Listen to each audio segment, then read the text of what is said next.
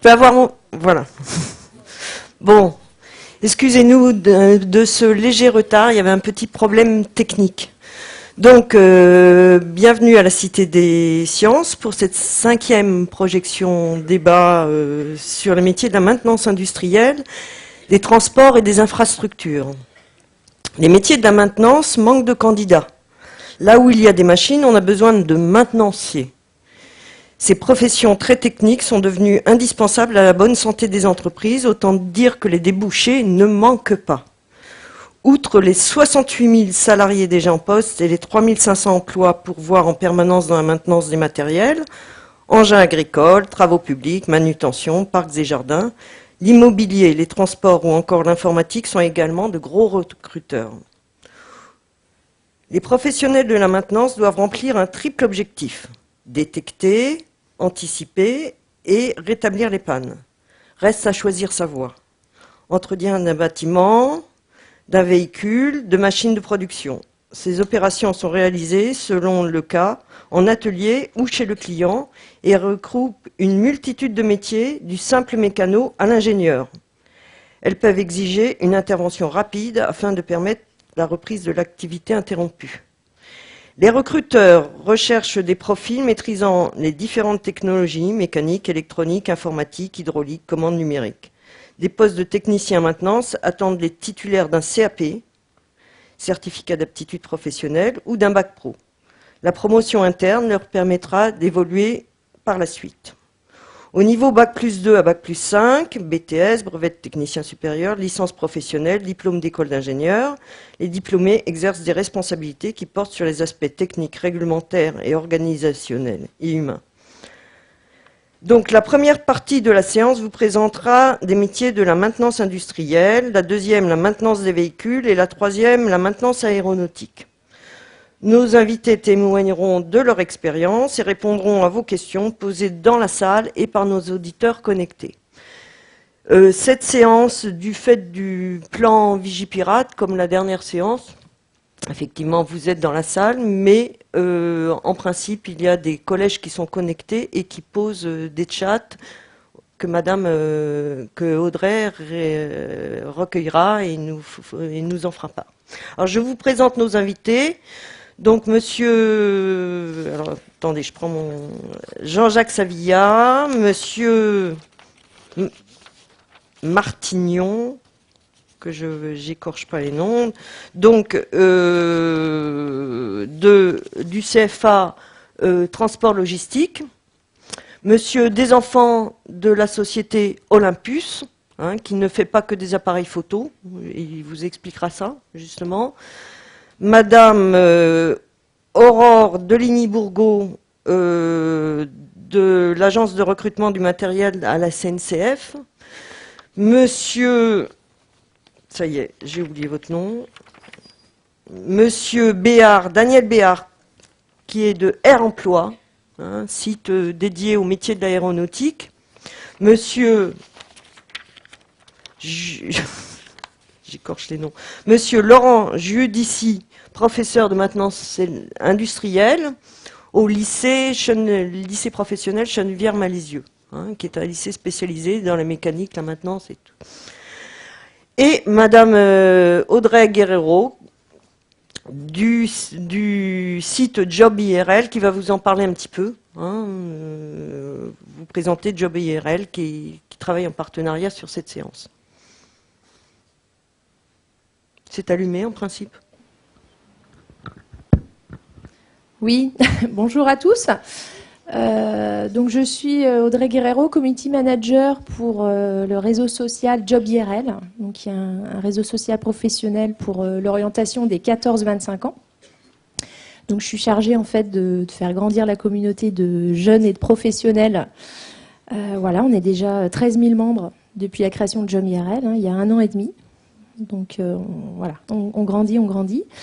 Aujourd'hui, donc je vais faire le lien avec les collégiens connectés sur le chat Job IRL. Donc il y aura des questions par thématique sur tous les métiers.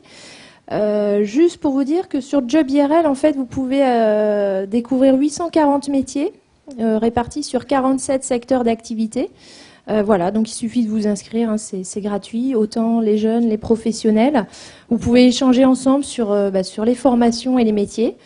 N'hésitez pas à écrire à 2-3 professionnels hein, pour avoir des avis différents sur voilà, les parcours. Et puis n'hésitez pas si vous avez des questions voilà, pendant cette matinée. On est tous là pour y répondre. Merci. Alors, je ne sais pas si vous êtes déjà venu à des séances comme cette séance-ci. Donc, nous allons vous projeter un certain nombre de petits films sur des métiers. Et ensuite, vous pourrez poser vos questions que vous avez peut-être déjà préparées. Alors, nous pouvons peut-être avoir la première série de films sur la maintenance industrielle.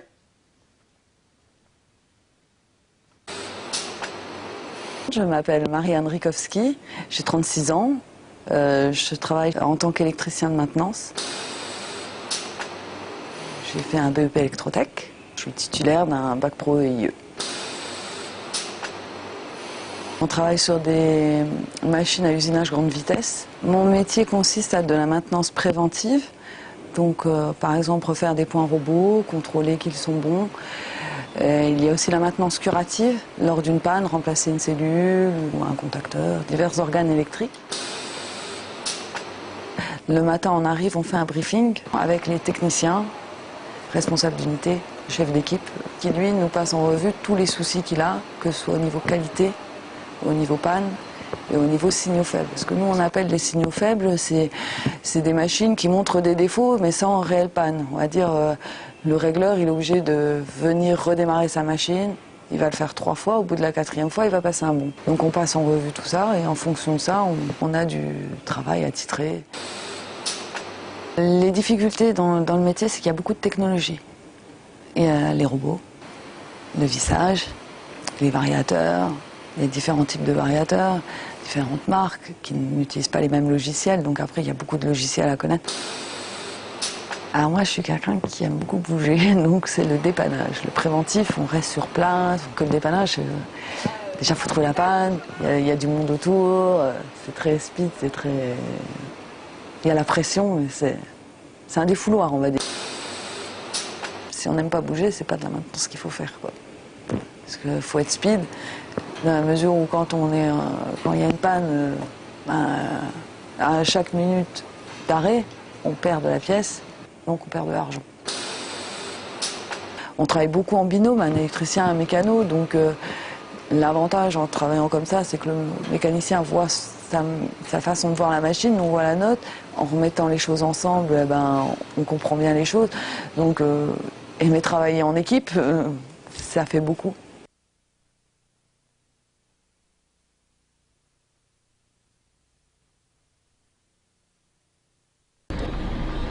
Je m'appelle Julien, j'ai 24 ans, je suis technicien de maintenance éolienne à Narbonne et nous sommes sur le site de Cuxac de Cabardès. Le métier de technicien éolien consiste à installer les machines, faire un suivi régulier de maintenance préventive de manière à s'assurer que les machines tournent correctement, du graissage, des vérifications hydrauliques, électriques et y aller ponctuellement lorsqu'on détecte des pannes sur notre serveur. Au quotidien, on travaille avec le support technique et le département qualité, sécurité, environnement qui nous permettent de travailler dans un environnement plus sécurisant. Alors, on travaille tout le temps en binôme pour des raisons de sécurité et nous sommes sous les ordres d'un responsable de secteur qui couvre l'ensemble de la région.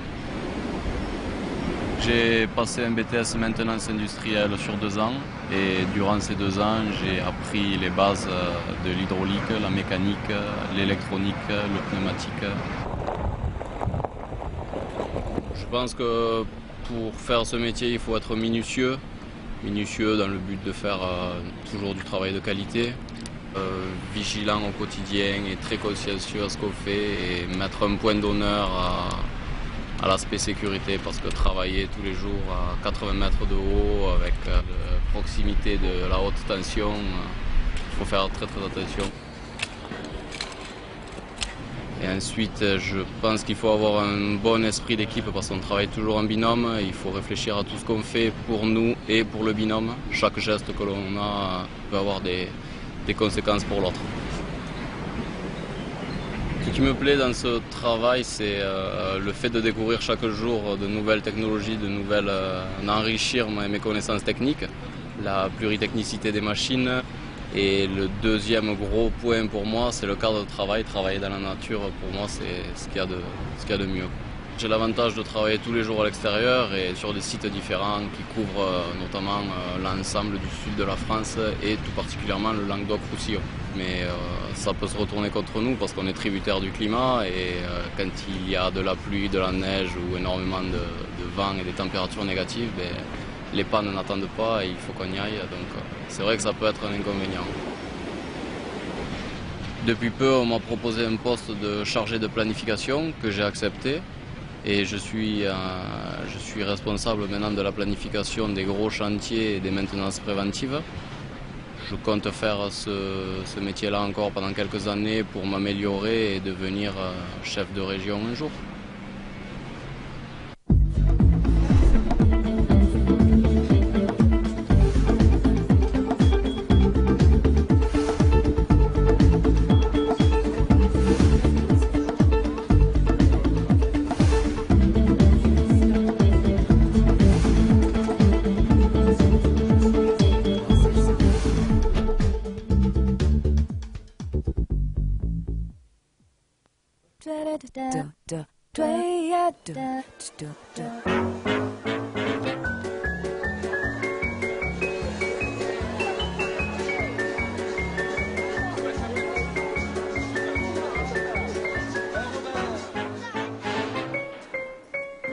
Vous êtes quoi, Thierry?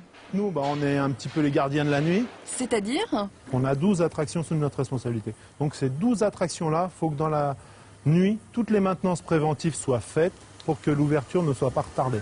C'est votre travail de tous les jours? Nous, notre travail, c'est de faire du préventif journalier et après des différentes maintenances préventives. Quand ils ne font pas du curatif. Oui, Thierry? C'est le but du chef d'équipe qui est là. Il doit manager ses équipes justement pour arriver à ce but-là. Quoi d'autre? On fait le diagnostic. Ce qui est bien, c'est qu'on fait le diagnostic, mais on fait aussi la réparation. Voilà. On peut demander des aides aux ateliers. On a des ateliers centraux qui sont des supports pour nous. Eh oui, Thierry coordonne les activités maintenance des équipes, organise le travail, planifie les interventions, le suivi technique. Attention pour l'aiguillage. Bon c'est bon, on a fini le préventif. On va ramasser les outils. Les connaissances techniques sont du chef d'équipe, mais aussi on a des techniciens qui arrivent de tous horizons. Car face aux différentes technologies utilisées en mécanique, électromécanique, électronique, pneumatique, hydraulique et automatisme, Thierry est polyvalent, curieux. Un chef d'équipe, il faut qu'il ait une organisation bien déterminée, qu'il soit très organisé, ponctuel. Ajoutons autonomie, esprit d'analyse, goût de la technique, rigueur, méthode, sécurité et nous aurons fait le tour d'un métier très recherché par les entreprises. La maintenance recrute. Je m'appelle Ali Brani, j'ai 35 ans, je suis ascensoriste dans une société depuis un peu plus de 10 ans. Alors moi à la base, ma formation à moi, j'ai un bac+2 en électronique et j'ai appris le métier sur le tas. Un ascensoriste, c'est tout simplement quelqu'un qui arrive sur une gaine nue, c'est-à-dire totalement vide, dans lequel il va poser, monter son ascenseur de A à Z. Et lorsqu'il en repart, vous avez un ascenseur tout neuf qui fonctionne. On a une grande liberté dans les initiatives qu'on peut prendre, une certaine autonomie, une certaine liberté d'action qui fait qu'on peut s'auto-gérer. Beaucoup de rigueur, conscience professionnelle, de la méthodologie. C'est un béton qui est bon pour au niveau des accroches, il n'y a pas de problème. A priori, ça peut aller. Ouais, ça peut aller. D'accord. Il y a une solidarité entre le personnel. On est plutôt là pour se soutenir que pour autre chose. Donc l'ambiance est plutôt très bonne. On explique l'avancée des travaux sur différents chantiers. On discute des problèmes et des solutions qu'il faut apporter pour que les chantiers que nous avons se passent au mieux. Ouais, on se voit régulièrement. Voilà dans quel environnement je travaille. Au sujet de cette cote, elle n'est pas respectée là, dans cette phase. Vous avez ceux qui vont s'occuper du montage pur et simple. Vous en avez d'autres qui vont s'occuper de la partie électrique. Maintenant, lorsqu'on est débordé, on est capable justement de faire plusieurs choses à la fois. C'est ce qui arrive souvent. Mais généralement, on essaie de dissocier les différentes tâches que l'on peut effectuer. L'avenir, je le vois, j'imagine toujours dans cette structure. Je pense qu'elle aura évolué, elle aura peut-être pris de l'ampleur, c'est ce que je souhaite. Et je le vois plutôt positif dans la mesure où on est capable aujourd'hui de faire des prévisions sur les 20 prochaines années, expliquant que le boulot ne va pas manquer du tout.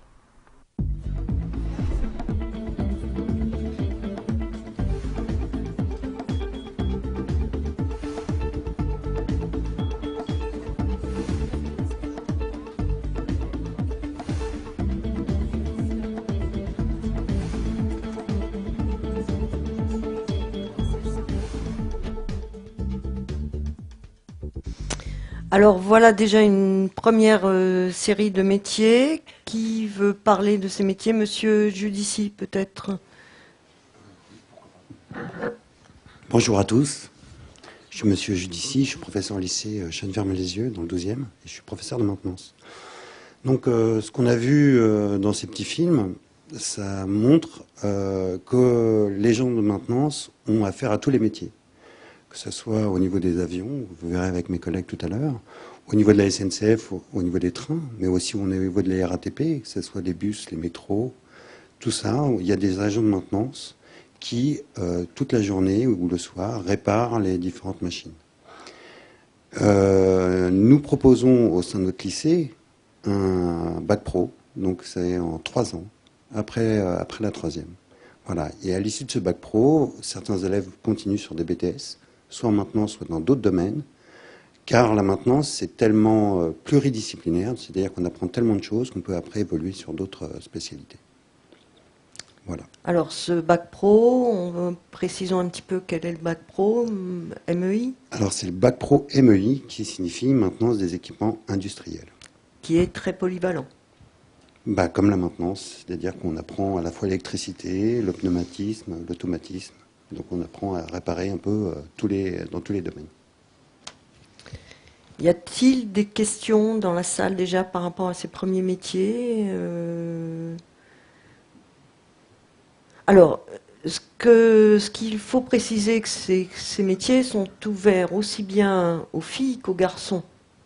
Rien n'interdit aux filles d'accéder, de faire un bac pro maintenance des équipements industriels. Et d'ailleurs, je crois qu'elles sont de plus en plus nombreuses à travailler dans ces secteurs, qui sont des secteurs où on embauche et qui sont bien rémunérés. Alors, c'est effectivement, comme vous venez de le préciser, on a des filles qui sont dans nos classes et qui s'en sortent aussi bien que les garçons pour réparer les systèmes. Ça ne demande pas nécessairement d'être un garçon pour réparer ces systèmes. Ça demande des fois de la finesse par rapport à l'analyse qu'on fait pour retrouver les pannes. Et donc, les filles sont tout à fait capables de remplir les missions liées à la maintenance. Audrey, y a-t-il des questions?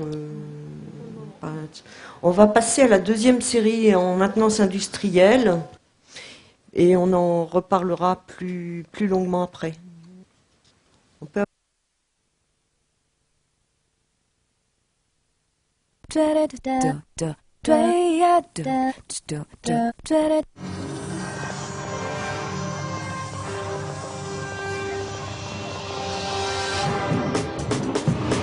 Technicien de maintenance depuis 25 ans, Jérôme est responsable de ce transstockeur géant de 10 robots entièrement automatisés.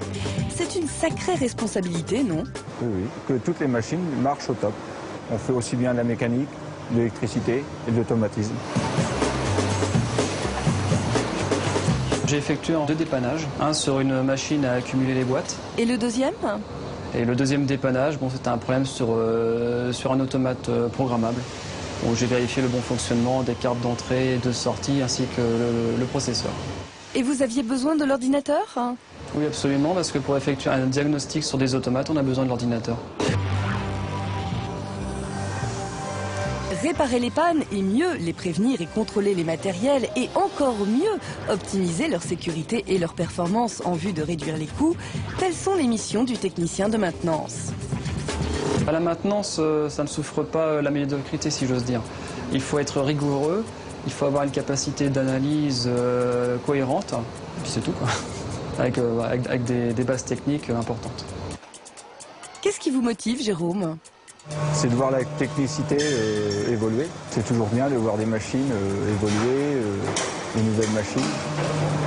Et au niveau technique, j'évolue tous les ans, pour ainsi dire, car je fais des formations tous les ans. La formation, assurée souvent par les constructeurs de nouvelles machines, est l'une des nécessités d'un métier qui ne connaît pas la routine. Oui, Gaël? Je continue, c'est que ça me plaît. Non, c'est un métier qui est intéressant, parce qu'on ne fait jamais la même chose, on ne va jamais au même endroit et on en apprend tous les jours.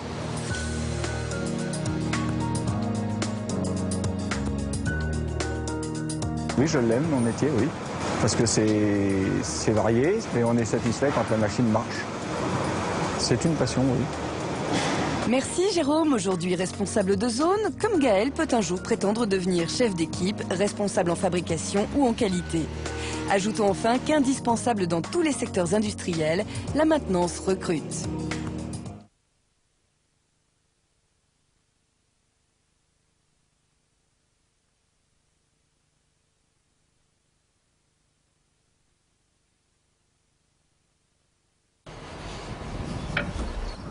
Je suis technicien de maintenance sur les lignes haute tension et notre travail c'est justement de rénover toutes les lignes qui sont anciennes, mettre aux normes et différentes maintenances. Mon père était lignard. Bon, le lignard c'est celui qui travaille sur les lignes haute tension.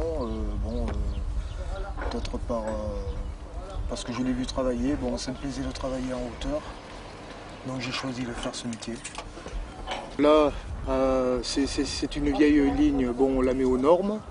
Sinon, bon, on fait de la maintenance, alors, tout ce qui est réparation, tout ce qui est entretien des lignes haute tension.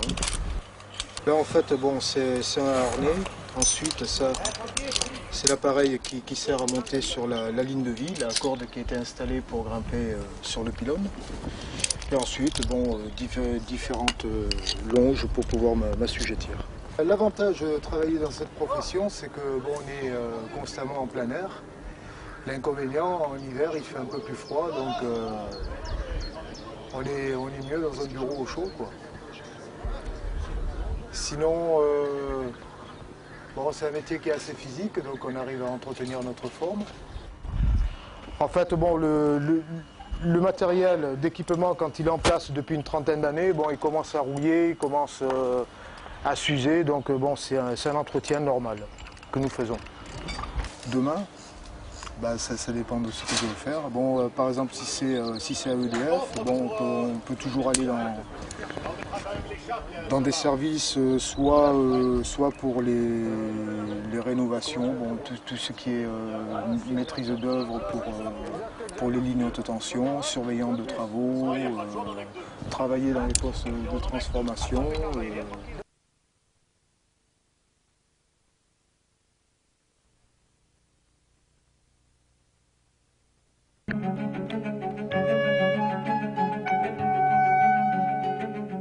Je suis technicien d'appui au secteur d'Arras.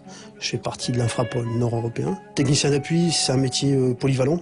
On vient surtout en appui vis-à-vis du dirigeant en proximité et on vient seconder tout ce qui est technique opérationnelle. Ce qui se passe sur la voie, c'est qu'il peut se passer beaucoup de choses, des éléments qui viennent se mettre entre le bougie et le rail et ça génère des zones de danse au niveau de la voie. Le principe de redressage de rail, c'est qu'on va venir avec un engin qui est équipé d'une presse pour rétablir le rail dans son profil d'origine. La dernière étape du redressage de rail, c'est le calage pour combler le vide. Donc c'est un système de bourroir qui va plonger dans le ballast et avec le ballast qui se trouve là, on va venir resserrer le ballast en dessous de la traverse. Moi, ce que j'aime dans mon métier, c'est que les trains font 500-600 tonnes. Et que nous, avec l'équipe, on travaille sur du dixième de millimètre. Et c'est ce dixième de millimètre qui permet au train de circuler de façon fluide. Et ça, c'est vraiment une très grande satisfaction.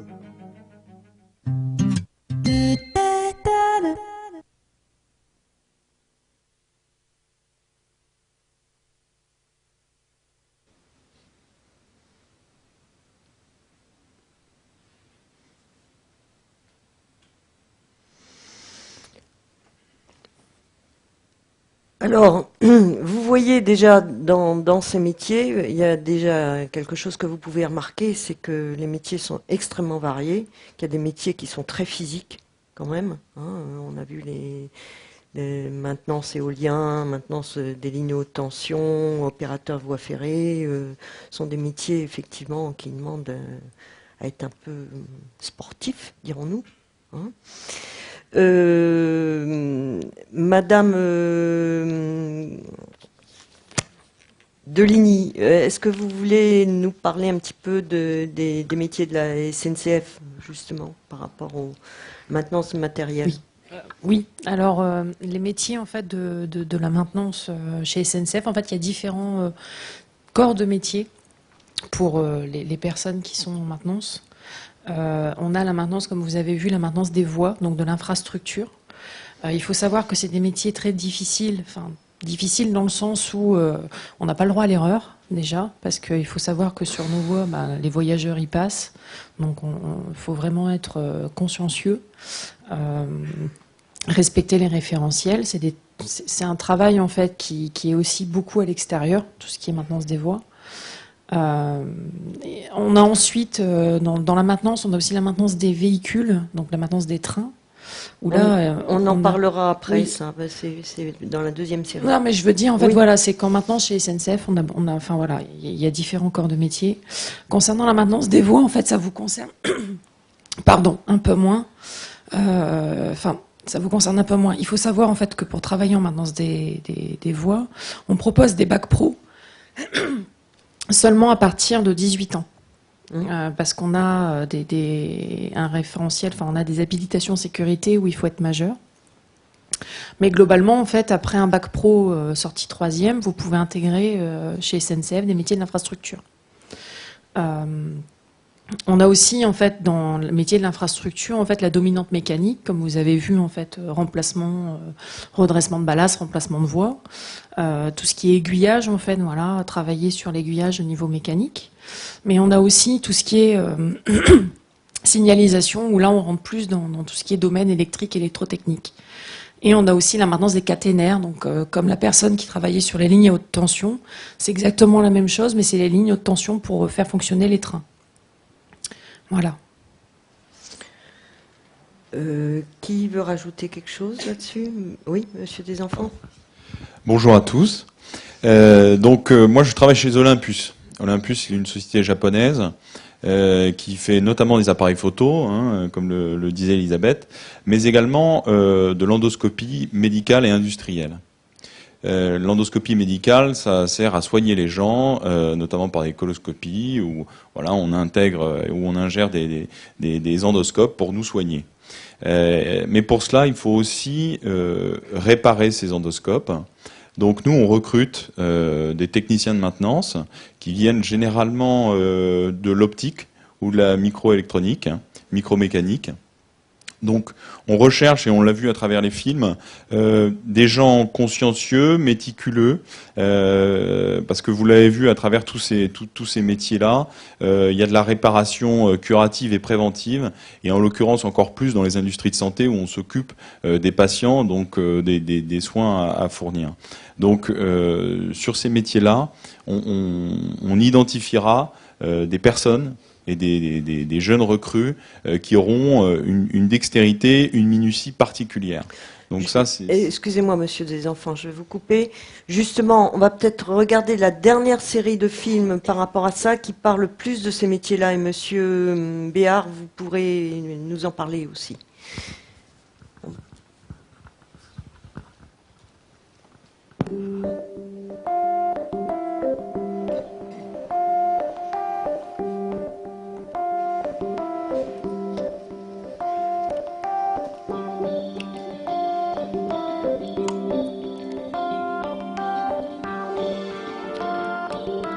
Bonjour, je m'appelle Elisabeth et je suis technicienne électronique. Mon métier, c'est assez vaste, assez polyvalent, c'est-à-dire qu'on démarre au début du développement du radar. Donc nous avons des spécifications du client en général qui sont des militaires. Donc nous occupons des cartes qui génèrent les fréquences, puisque le radar fonctionne avec un envoi de fréquence au niveau d'une cible, et la fréquence revient vers le radar. Donc nous nous occupons des cartes qui génèrent les fréquences et qui reçoivent les fréquences cibles. Nous travaillons sur les cartes une fois qu'elles sont conçues, mais en amont de tout ça, nous avons un travail de développement et de conception qui est au niveau du composant électronique et des fonctions élémentaires. Tout d'abord, à partir des spécifications, nous allons démarrer avec un synoptique, c'est-à-dire des petites boîtes, où nous allons définir les fonctions grossières qui vont être intégrées dans les cartes. Une fois qu'on a défini ces fonctions, on va choisir les composants qui vont servir à les réaliser. On va faire une saisie de schéma informatique. À partir de là, éventuellement, on va faire des maquettes pour tester les fonctions, voir si ça correspond à ce qu'on veut. Et puis tout ça va faire partir en fabrication. Et quand les cartes vont revenir, eh bien, on va les tester, regarder si tout correspond et puis éventuellement faire des réglages. Alors il ne faut pas avoir peur de se lancer dans des choses qu'on ne connaît pas, il faut aimer innover, il faut être autonome parce qu'on est souvent amené à travailler tout seul et à prendre des décisions. Alors ce que j'aime et ce que j'apprécie en particulier dans ce métier, c'est les défis techniques et l'appréhension des nouvelles technologies. Alors j'ai fait un DUT génie électrique option électronique en région parisienne. J'ai commencé à y travailler suite de mon stage de fin d'études. Ensuite, je suis allée sur Brest pour travailler toujours dans le même type de service et dans le même groupe. Et puis maintenant, je suis à Pessac, près de Bordeaux. Alors l'évolution du métier, en fait, bon, ça dépend de chacun. Moi, comme je préfère rester dans le développement, ça va être continuer sur ma lancée et puis éventuellement devenir ingénieur de développement. Après, éventuellement, on peut aller dans d'autres services, les bureaux d'études, l'intégration des radars.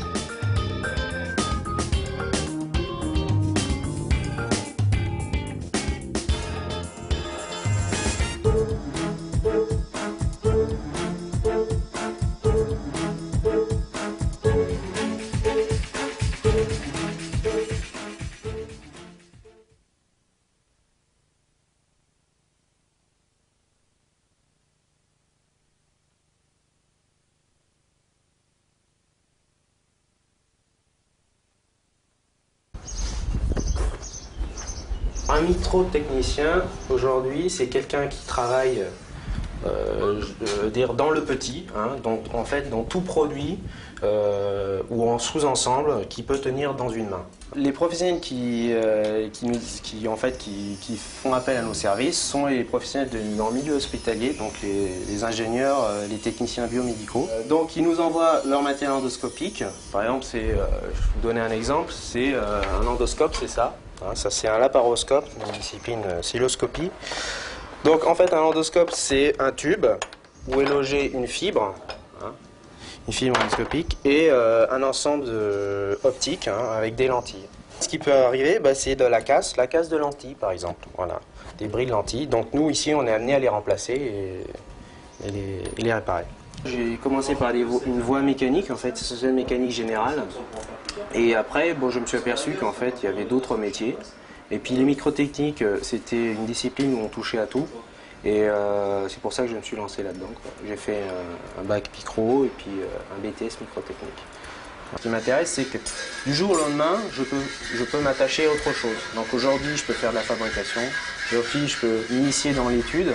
Et c'est ce qui m'intéresse vraiment, c'est qu'on n'est pas renfermé dans une seule activité. Les domaines d'application des microtechniques, vous les retrouvez dans la vie de tous les jours. Hein. Par exemple, je vous donne un exemple, si vous allez vous utilisez une brosse à dents électrique, ça fait partie des microtechniques. Si vous vous rasez aussi, c'est microtechnique. Tous les ensembles que vous avez chez vous, par exemple l'électroménager, hein, les petits robots, toutes les machines, les mixeurs, c'est les microtechniques. Aujourd'hui, je fais du SAV. Demain, je peux faire du support à la vente, voire devenir chef d'atelier.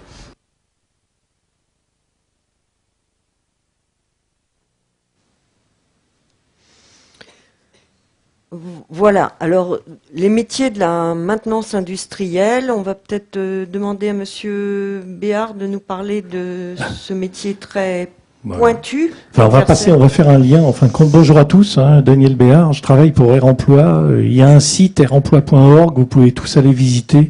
Vous y trouverez énormément d'informations, des vidéos sur les métiers, sur tous les types de métiers. On parlait de maintenance industrielle. Hein. Dans l'aéronautique, il y a toutes les infrastructures. Ça va des hangars, des systèmes, des chaînes de montage pour les avions ou autres, où on a cette maintenance industrielle. Ensuite, vous avez vu un petit film sur l'entretien, la réparation. C'est tout l'avionique, l'électronique, l'hydraulique, l'électropneumatique.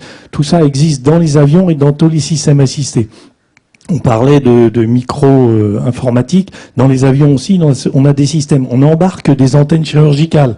On y retrouve le matériel électronique de l'information. Donc vous, en prenant un choix de CAP, Bac Pro, maintenance industrielle ou aéronautique, vous pourrez déboucher et aller dans tous ces métiers, qu'ils soient du secteur d'assistance, d'entretien, à celui de l'aéronautique, avec une évolution. Filles et garçons, important. On vous montre des métiers d'hommes physiques, on vous parle aussi de robots, d'automatisation. Aujourd'hui, il faut beaucoup d'intelligence intellectuelle qui permettent à tout le monde, la force physique diminue de plus en plus. On a mis des systèmes d'assistance. On change maintenant sur un A380 un train d'avion ou des pneus avec des systèmes d'assistance et de robots. Hein. C'est pas le cric, la clé carrée pour changer comme une roue de voiture. Donc pensez à ce genre de choses. Même filles, garçons, à ce niveau, on a des accès. Par contre, je mets en garde, attention, on aura besoin dans les métiers de l'aéronautique et dans l'assistance, un langage commun. Ce langage est orienté sur l'anglais. Ne le rejetez pas, travaillez, c'est très important dans l'international aujourd'hui d'avoir ces langages. Autre point, on parlait de métiers dans la SNCF, dans la RATP, dans l'aéronautique. Pensez aussi que vous aurez besoin de soigner votre attitude. On parlait de rigueur, hein, on parlait de savoir-être, on parlait d'approche. Très important, tout jeune, de commencer. Ne faites pas de bêtises à l'adolescence. Vous aurez du mal à accéder à ces métiers après. Certains, il leur faut des badges, d'autres, il faut des contrôles, etc. Donc pensez-y, très jeune, c'est le moment pour vos orientations à ce niveau-là. Voilà ce que je peux dire déjà en première approche sur les métiers. Merci de votre écoute. Est-ce qu'il y a des questions particulières ? Monsieur des enfants, j'aimerais bien que vous continuiez. Je vous ai coupé la parole tout à l'heure. Mais... Non, ne vous inquiétez pas. Ouais, vous avez vu tout à l'heure un technicien qui réparait un endoscope, donc c'est pas forcément un endoscope Olympus parce que ça ne répondait pas aux standards de la marque. Donc c'est pas un film de la maison. Mais ceci étant, cette personne révélait donc bien l'intérêt de ce type de poste et la richesse, la diversité en fait. De ces métiers de la maintenance qui sont vraiment, peut-être contrairement à d'autres, on parlait tout à l'heure, il y avait une personne qui parlait d'être dans les bureaux ou pas. Là, la richesse de ces métiers de la maintenance, c'est que vous allez avoir énormément d'actions de réparation ou d'actions de prévention et de réparation différentes sur ces outils-là. Et votre expertise, aujourd'hui, est importante. On recherche à travers vos formations que vous suivrez, bien sûr des généralistes en réparation et en maintenance, mais au fur et à mesure de votre carrière professionnelle, il sera aussi important pour certains d'entre vous de devenir aussi des experts. Hein, puisque, vous le voyez, les produits, que ce soit dans l'aéronautique, que ce soit la SNCF et autres, on a besoin de gens qui vont savoir lire, aider la production, à réparer, à mieux réparer. Voilà. Donc, il y a dans ces métiers de la maintenance, il y a aussi des passerelles, outre l'expertise technique, il y a aussi des passerelles managériales. Hein. Peut-être que certains d'entre vous, après quelques années dans la réparation et la maintenance, vous l'avez vu aussi dans les films, auront la possibilité d'encadrer des équipes. Hein. Donc on vous demandera d'être consciencieux, d'être minutieux, certes, mais on vous demandera aussi d'avoir une compétence de manager et d'encadrant. Donc je reviens sur ce que vous venez de dire, Monsieur Béard. Il faut avoir une stature exemplaire. Hein, dans le cadre de ces rôles-là. Donc on n'y est pas encore pour vous maintenant, c'est sûr, mais il faut y penser. Il faut penser au long cours. L'anglais aussi, comme vous le disiez, est un élément important. J'en discutais la dernière fois lors d'une autre conférence sur les métiers de l'industrie pour l'étudiant. Ça devient de plus en plus important. Hein, parce qu'il n'y a pas que des entreprises françaises. Vous voyez, moi je suis une entreprise japonaise. Donc il est important aussi de pouvoir échanger avec nos collègues, soit européens, soit japonais, et on le fait en anglais. Donc surtout, ne lésinez pas là-dessus sur ces efforts-là, parce que vous le verrez, vous pourrez chatter et faire ce que vous voulez, encore mieux si vous maîtrisez cette langue. Voilà. Y a-t-il des questions dans la salle déjà? Audrey?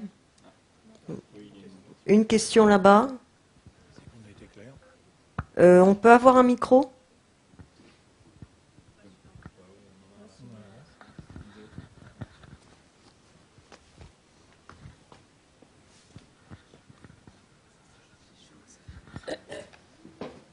Nous vous écoutons.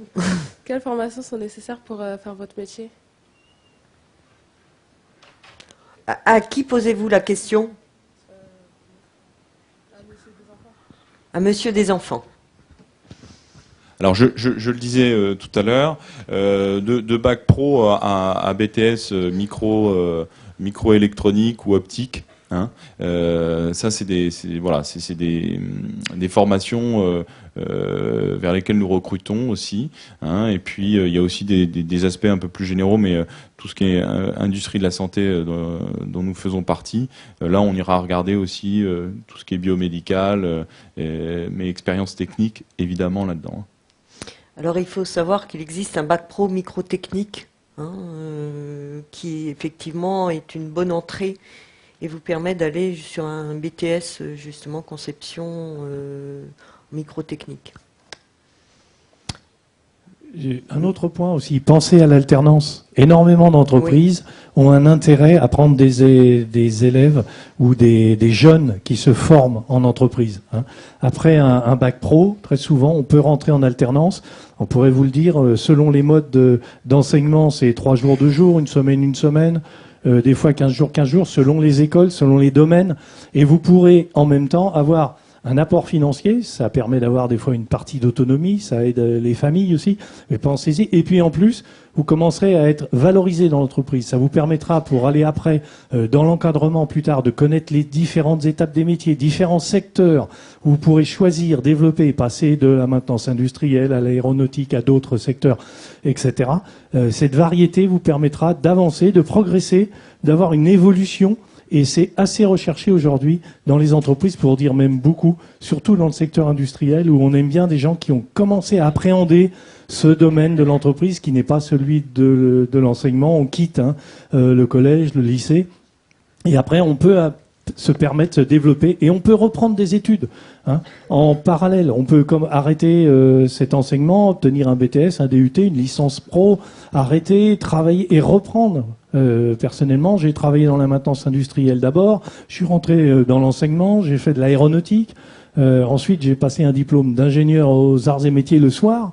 Vous voyez, il est possible de faire ça, et même une école de pilotage, pour terminer sur le pilote privé. Donc on peut aller dans plein de domaines, pas à pas, en avançant et en même temps en ayant une rémunération, ce qui est intéressant aujourd'hui dans notre société. Voilà, retour d'expérience un peu, n'hésitez pas, c'est quelque chose d'assez important pour votre devenir. Y a-t-il une autre question dans la salle? Jeune homme là-bas, Michel, le jeune homme au bout. Levez la main, jeune homme, qu'elle voit.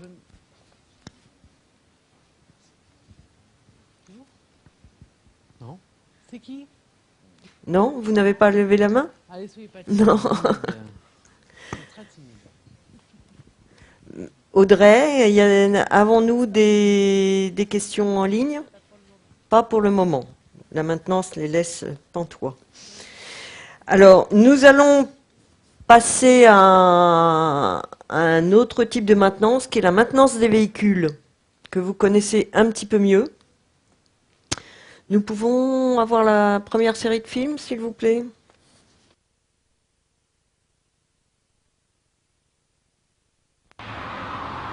J'exerce le métier de technicien itinérant. Bonjour monsieur. Bonjour. Mickaël, bouche à manutention. Mon boulot consiste à aller dépanner les clients, donc j'interviens sur le chantier, la machine est en panne. Et plus moyen de démarrer après? Non, plus moyen. D'accord, bon bah j'ai regardé ça. Oui. Quand on arrive, on discute avec le client et nous explique déjà dans un premier temps qu'est-ce qu'il a comme problème. Après, j'essaye pour voir si je suis d'accord avec lui ou pas. Après vient la recherche de panne. Donc la recherche de panne, ça consiste à vraiment déterminer l'élément défaillant sur la machine.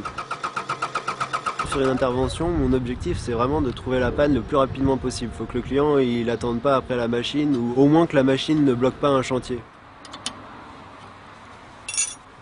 Ce que j'aime dans mon travail, c'est vraiment l'indépendance qu'on a. Ça veut dire qu'on est vraiment seul chez le client et vraiment on arrive, il est en panne et on repart dans les meilleures conditions, la machine doit tourner. Par jour, on fait 2 ou 3 interventions. Être en déplacement, ouais, c'est assez sympa parce qu'on voit un peu toute la région, on n'est jamais au même endroit. Par an, je fais à peu près 40 000 km. Le télescope, il rentre plus, j'arrive plus à relever les patates. D'accord.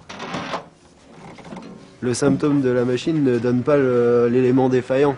La liste de ce qui pourrait avoir provoqué la panne peut être longue, donc il faut contrôler les éléments un par un.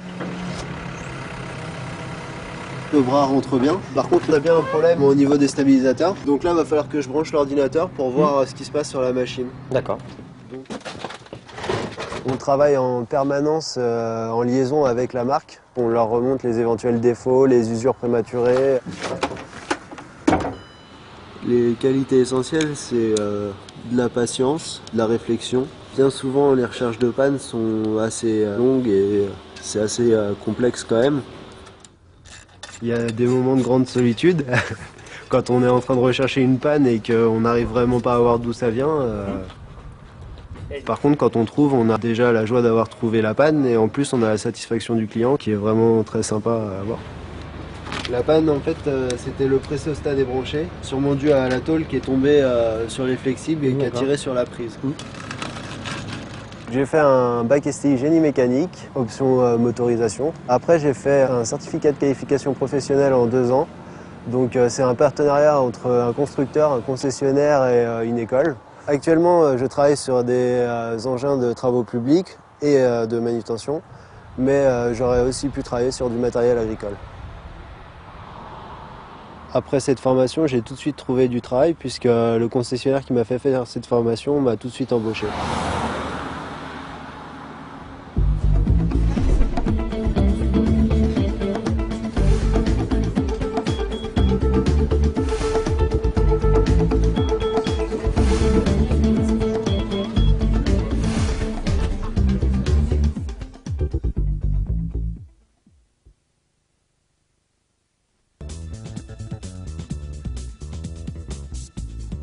Alors en tant que mécanicien, aujourd'hui, ce qu'on fait, c'est bon, d'une part, il y a une partie entretien des véhicules, on fait des révisions tous les 15 000 km. Tout ce qui est réparation, qui peut être niveau frein, embrayage, toute une partie mécanique, purement mécanique même. Et il y a une autre partie qui évolue un petit peu, il y a une partie électrique, qui peut être les feux indicateurs, tout ce qui est système éclairage. On dispose encore de nos matériels traditionnels, il faut quand même bien avoir des clés et des petits matériels de contrôle. Mais nos véhicules ont tellement évolué que le matériel aussi a évolué. Donc aujourd'hui on dispose de cet appareil. Donc c'est un ordinateur portable qui vient diagnostiquer le véhicule, recherche de panne électrique, électronique. C'est mon outil de travail de tous les jours. C'est de l'informatique, c'est de l'électronique, c'est un mélange de tout ça et c'est ce métier-là qui devient passionnant. Aujourd'hui notre travail est de plus en plus propre grâce à ces nouveaux matériels.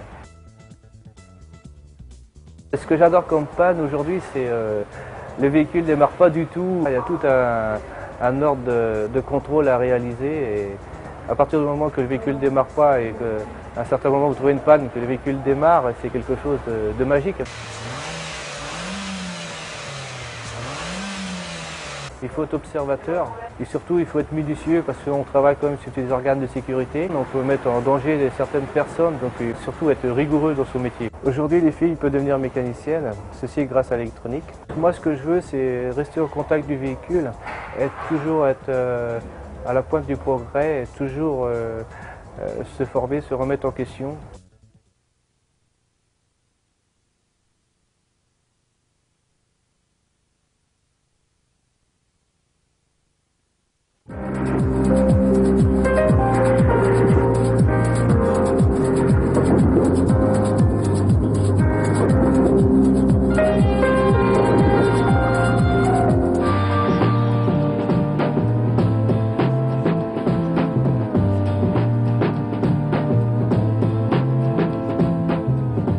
métier est d'assurer la maintenance des TGV. Je travaille dans un établissement qui assure l'entretien des 150 TGV Méditerranée.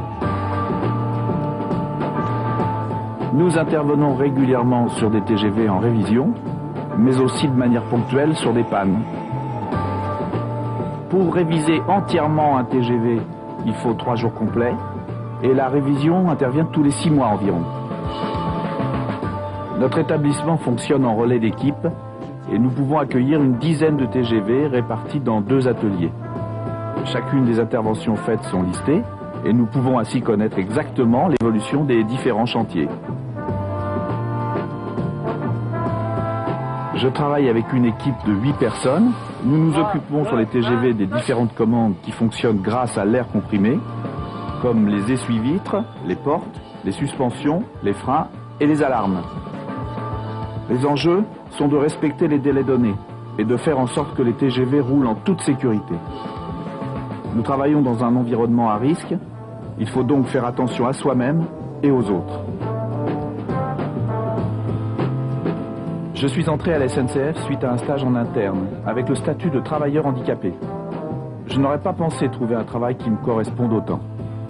J'ai une prothèse du coude, je ne peux donc pas porter de charge lourde, mais mon handicap ne nécessite pas que le poste soit aménagé.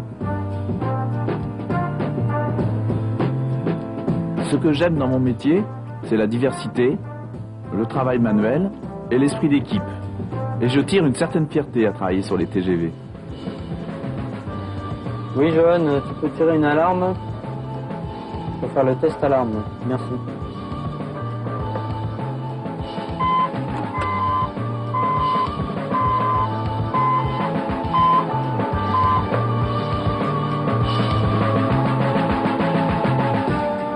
Aujourd'hui, lorsque je voyage en train, je suis attentif à certains sons. Je sais à présent à quoi ils correspondent. Je me sens un peu différent des autres voyageurs, car je connais le travail nécessaire pour faire circuler ces trains.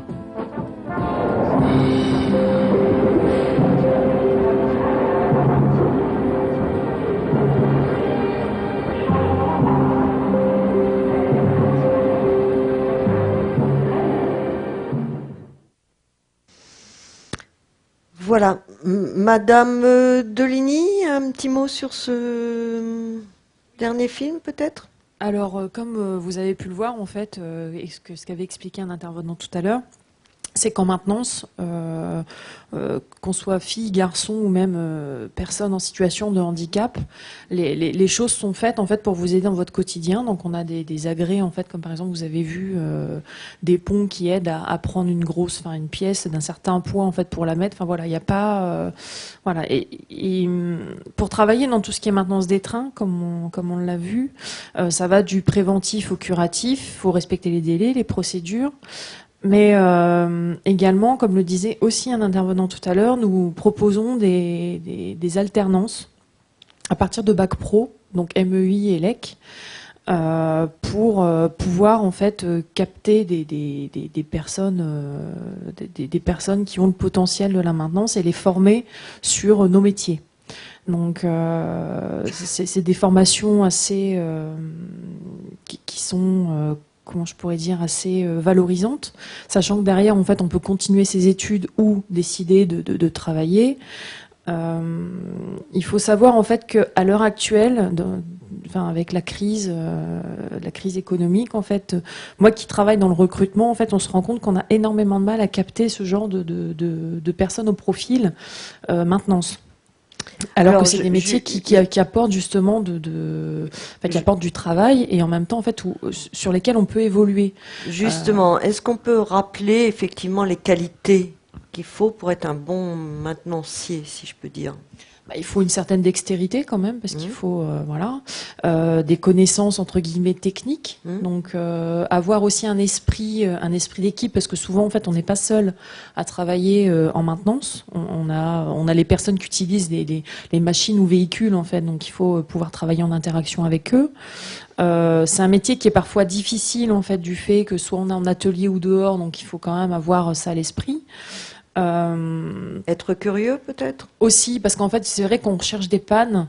Il faut avoir la curiosité déjà de connaître bien le matériel sur lequel on travaille, mais aussi avoir une certaine prise de recul, en fait, voilà, pour pouvoir analyser vraiment et pouvoir détecter une panne et pouvoir la réparer. Donc c'est vrai que toutes ces qualités-là font qu'on peut être un bon mainteneur. Et après, comme je vous expliquais, en fait, on n'est pas cantonné à rester coopérateur ou technicien toute sa vie. Dans ce genre de domaine, en fait, on peut justement devenir expert, formateur, chef d'équipe.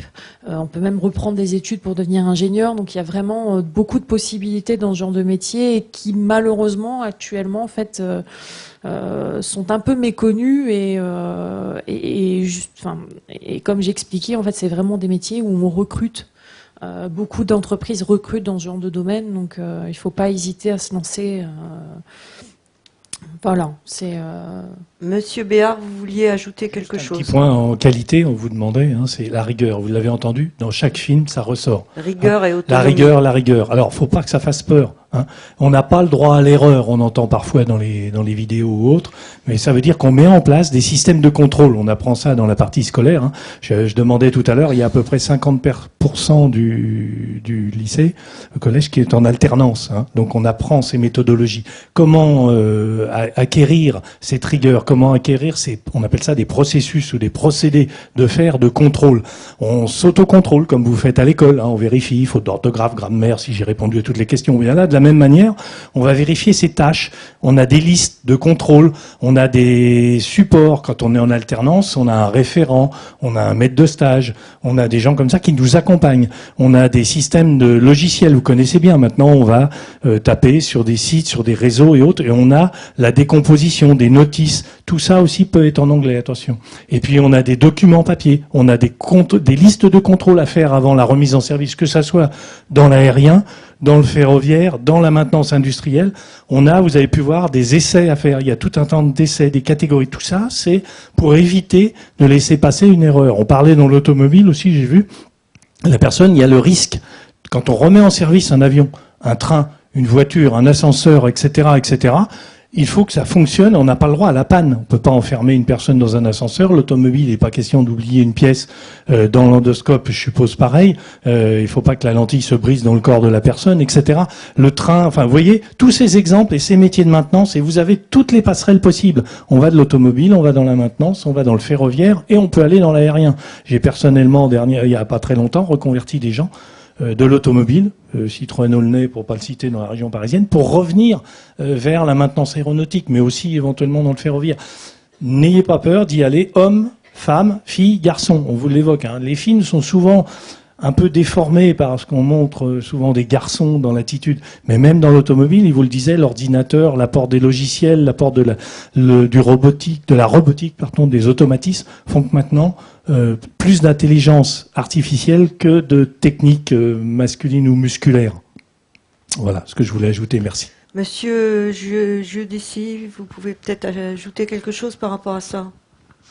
Oui, ce que je vais ajouter, je crois que vous l'avez bien compris à travers les différents intervenants, et les entreprises qui sont ici le démontrent, c'est que la maintenance est un secteur qui recrute. La maintenance est un secteur qui est très large, donc vous allez vous pouvez à la fois travailler dans la pharmacie, c'est-à-dire faire des médicaments pour Sanofi Aventis ou d'autres entreprises. Vous pouvez très bien travailler chez Olympus pour réparer des endoscopes. Vous pouvez travailler à la SNCF sur des trains, ou chez Air France pour réparer des avions. Donc, les domaines d'activité sont très larges. Et cette richesse se retrouve dans le métier, en fait, que vous allez faire, ce qui vous donne une gamme très très large pour la suite. Voilà.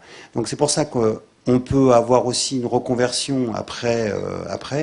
Car quand on a appris à réparer un moteur d'avion, après se retrouver sur un TGV peut se faire.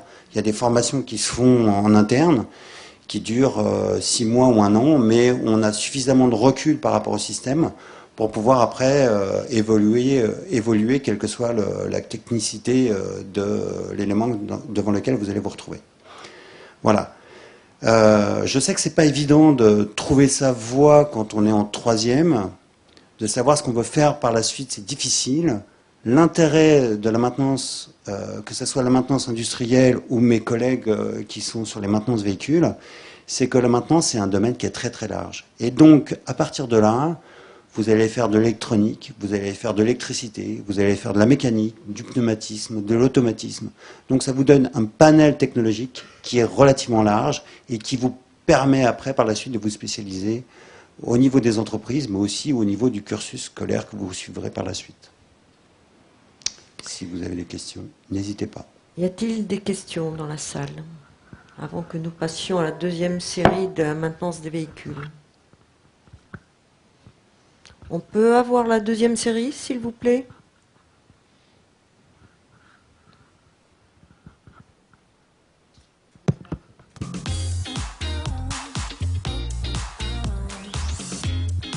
Xavier a 32 ans, il aime la musique, la moto et son métier. Xavier est mécanicien poids lourd. Je répare des camions en atelier ou sur place. C'est de la mécanique, mais en plus gros et en plus long.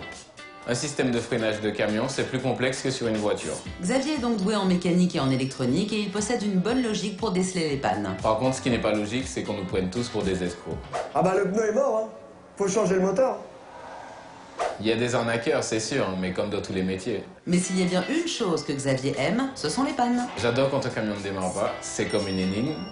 Et on est fiers quand ça redémarre. Après son BTS, Xavier a tout de suite travaillé. On peut devenir mécanicien poids lourd grâce à l'alternance et gagner de 1 900 à 2 100 € par mois. D'ailleurs, on en recrute 1 500 par an. Alors franchement, si c'est pas un beau travail, ça... Allô? Allô? C'était Beau Travail avec le MEDEF.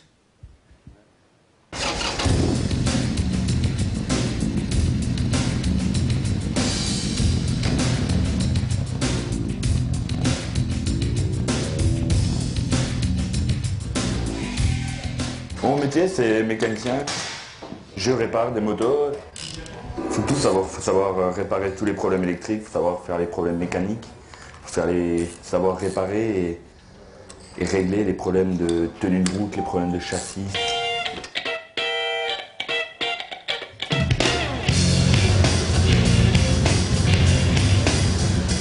C'est une passion depuis que je suis relativement petit et c'est mon père qui est passionné de moto qui m'a un peu lancé dans cette passion de la moto.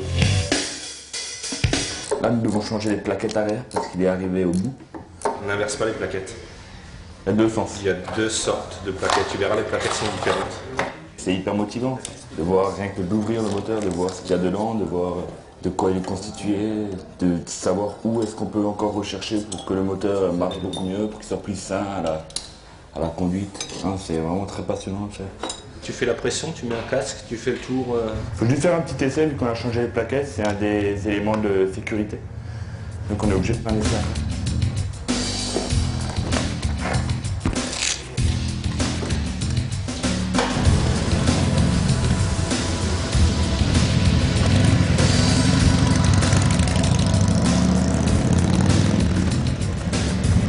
C'est bon, c'est prêt.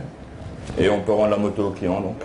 Les clients dans la mécanique moto, forment une famille. Une famille avec nous, avec les mécaniciens, parce qu'ils viennent et ils parlent vraiment en tant qu'amis et en tant que clients bien sûr, mais surtout en tant qu'amis souvent.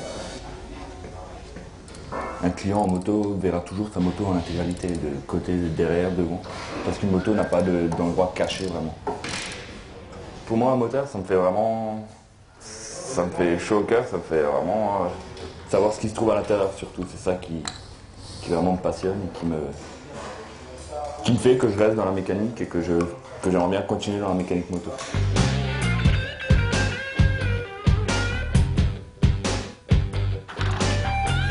Je cherche les cotes de validation maximum pour les cylindres. C'est très souvent en anglais.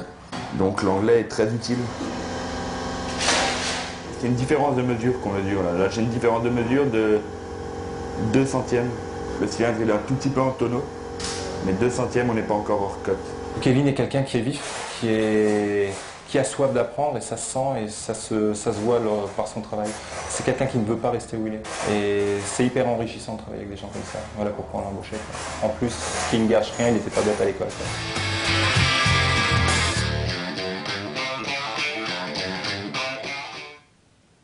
Je suis officier mécanicien, donc je suis en charge de la conduite, de la réparation des moteurs.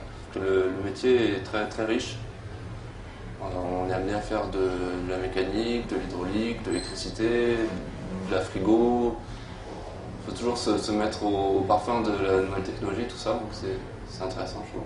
C'est en fait un hôtel flottant, on peut accueillir plus de 2400 passagers, donc il faut produire de l'eau pour ces personnes, il faut de la climatisation, il faut une installation de sanitaire pour évacuer les WC, tout un tas d'équipements pour la restauration, des ascenseurs, produire de l'électricité pour toutes les chambres.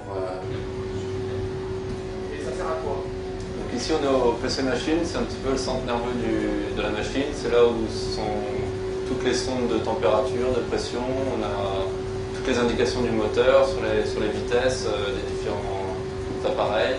En tant qu'officier de carte, je suis chargé de surveiller que toutes les températures sont bonnes, que toutes les pressions sont bonnes, que tout va bien. Je dois surtout aller voir sur place que tout est correct.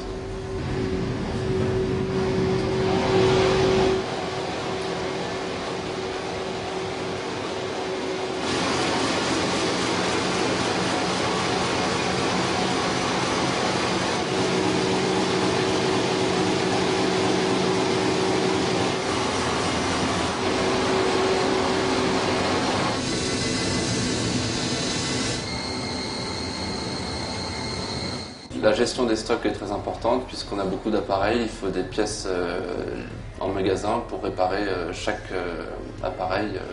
Et parfois nous sommes amenés donc à déposer ces pièces à l'atelier afin de faire des réparations. Ça peut très bien être de la soudure, du tour, on est amené à usiner certaines pièces. On est équipé de tout ça à bord pour éviter de toujours dépendre de la terre. Quand on est en mer, on a besoin de réparer nous-mêmes les pièces. J'ai fait un bac pro électromécanicien marine marchande à Paimpol. Ce après quoi j'ai fait 1 an d'hydro à l'École nationale de marine marchande de Nantes. Après j'ai fait 6 mois d'élève au service machine, après quoi j'étais embauché en tant qu'officier mécanicien. Ce que j'ai envie de faire après, c'est de continuer dans un premier temps mes temps de navigation pour ensuite rejoindre un cours de chef mécanicien limité. C'est donc 1 an de cours à Nantes pour ensuite être chef à bord d'un navire.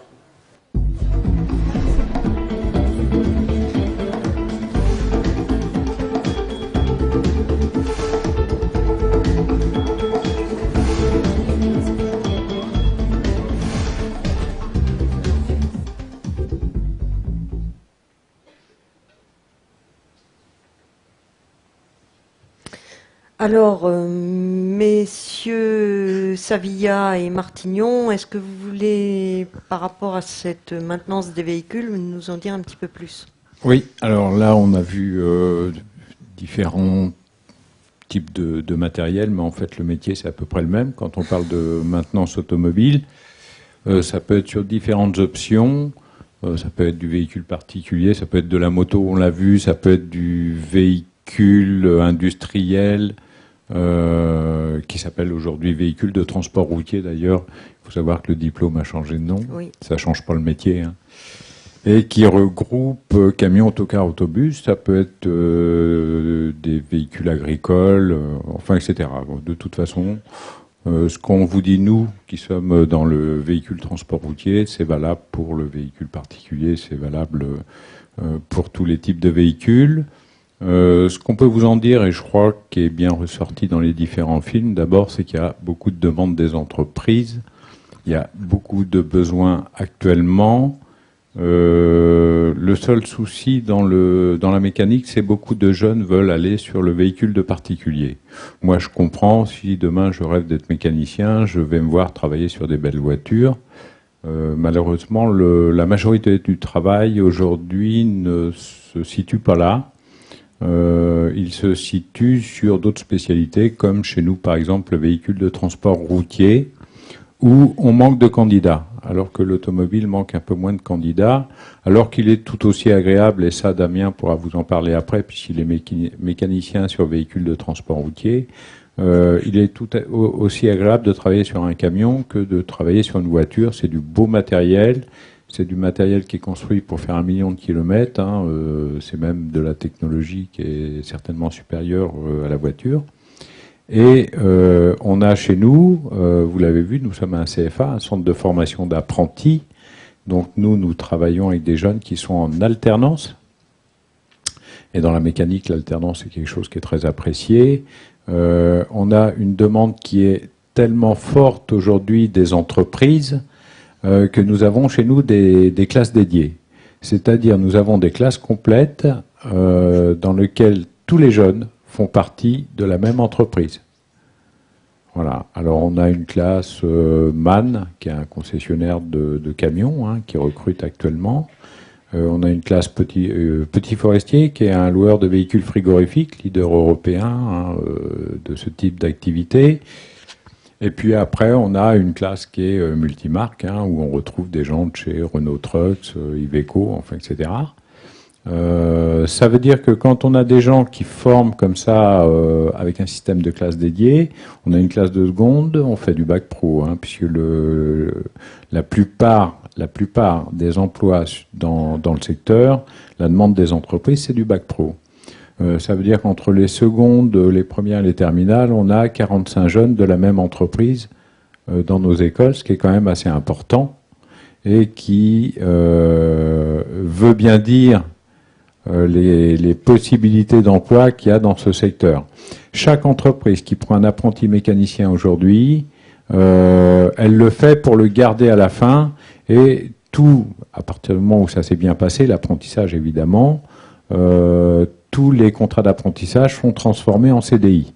On a des jeunes qui ont des bons salaires et qui ne sont pas au chômage. Voilà. Ça, c'est le premier des messages. Maintenant, c'est vrai qu'il faut aimer la mécanique. C'est ouvert aux jeunes filles, c'est ouvert aux garçons. La force physique n'a pas d'importance. Hein. Ce qui compte, c'est la rigueur. On l'a dit déjà dans les métiers de la maintenance.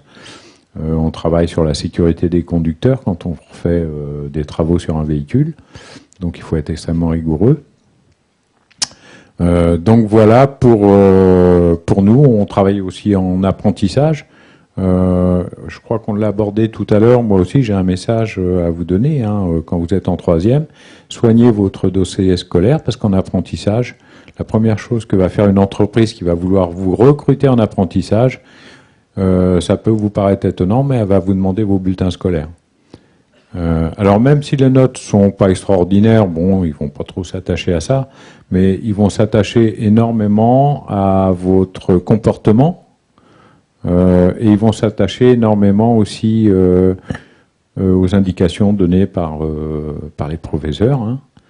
Et en fait, c'est le premier des critères que vont regarder les entreprises. Donc moi, je vous dis, si vous voulez faire de l'apprentissage, soignez votre dossier scolaire, il y a encore temps hein, d'avoir un bon dossier scolaire à présenter.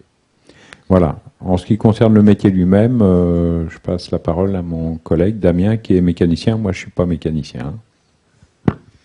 Bonjour. Donc moi, je suis formateur au CFA. J'ai fait moi-même de l'apprentissage dans cette école. J'ai fait un BEP, donc maintenance véhicule industriel dans cette école. J'ai poursuivi sur un bac pour le constructeur Mercedes-Benz et j'ai terminé par un BTS et donc j'ai travaillé après pour le constructeur Mercedes. Suite à ça, j'ai été recontacté pour mon école pour devenir formateur et à l'heure actuelle, maintenant, je suis donc formateur et je retravaille avec mes anciens formateurs. Et donc, voilà, c'est vrai que la maintenance véhicule industriel a été un peu dénigrée parce que c'est vrai qu'on voyait les camions où il fallait quelqu'un de costaud. Comme on a pu voir en aérien ou en train, de plus en plus de matériel est mis à disposition des mécaniciens pour éviter de porter des charges lourdes et pour travailler dans de meilleures conditions. Et ça, que ce soit dans tous les métiers de la maintenance, on cherche toujours à préserver son technicien. On demande beaucoup, et c'est revenu à beaucoup de reprises, de rigueur, parce qu'effectivement, nous travaillons sur des véhicules qui font du transport soit de marchandises, soit de personnes.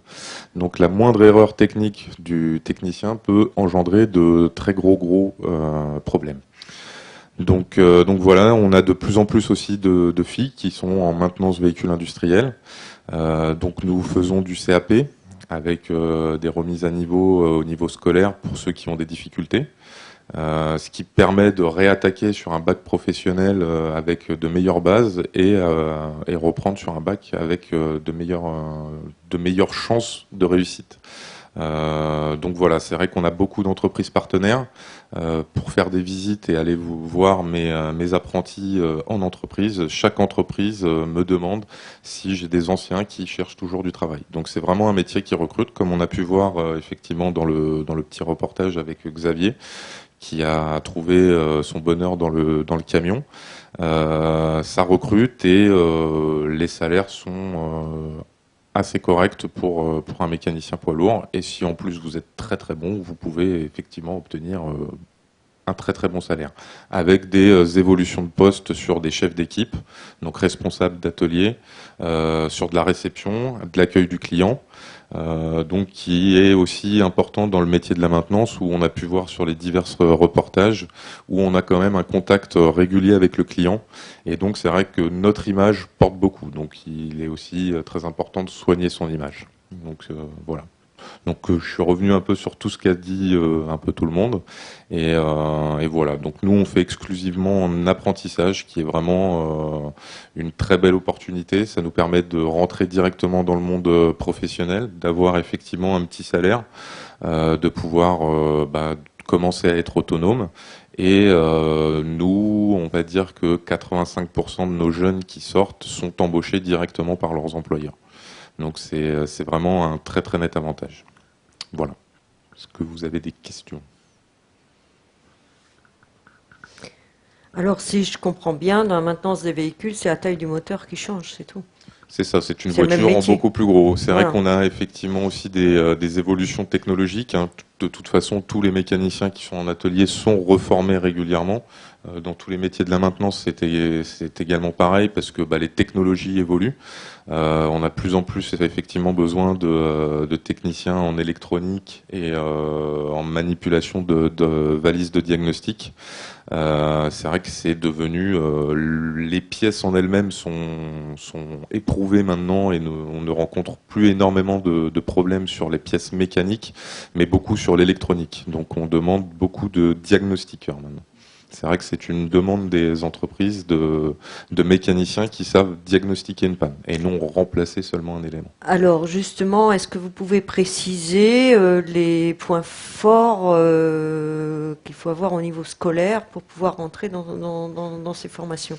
Au niveau scolaire, j'ai envie de dire, il faut effectivement, l'anglais, c'est devenu aussi effectivement, même en véhicule industriel, on a des concessions, on est en France, on est un peu au milieu de l'Europe, et on a des chauffeurs, des conducteurs qui arrivent de toute l'Europe, donc ils le parlent tous minimum l'anglais, donc c'est vrai que l'anglais c'est aussi très important.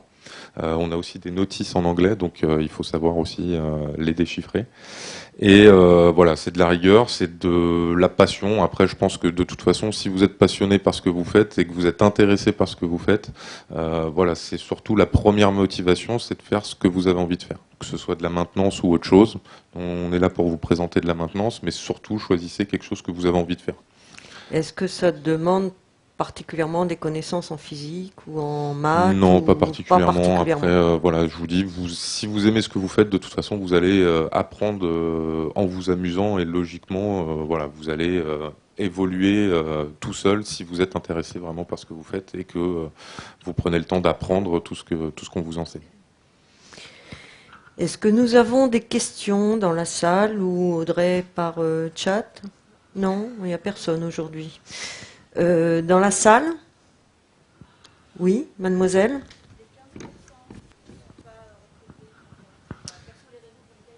Alors, il y en a parce que, comme on disait tout à l'heure, il y a quand même un recrutement au niveau des entreprises et un standing à avoir. Donc c'est vrai que certains jeunes ne correspondent pas à l'image de l'entreprise, ou les 3 ans d'apprentissage ne se sont pas forcément bien passés. Donc on peut avoir des ruptures de contrat par rapport à ce problème-là. Et on a des jeunes qui, au bout de 3 ans, se rendent compte que ce n'était pas forcément aussi le métier qu'ils souhaitaient faire. Donc on a des reconversions, on a des jeunes aussi, nous on fait de tout ce qui est dans le métier du transport de logistique. Donc on a des mécaniciens qui partent après sur des diplômes de conducteurs routiers. On a d'autres qui partent après le BTS, on a des jeunes qui partent sur le diplôme d'expert automobile et voire d'ingénieur. Donc après, il y a aussi de l'évolution qui fait que par rapport... Et il y en a qui partent chez les pompiers, parce qu'on a aussi pas mal de pompiers volontaires dans nos jeunes, et il y en a qui rentrent dans le cadre de pompiers.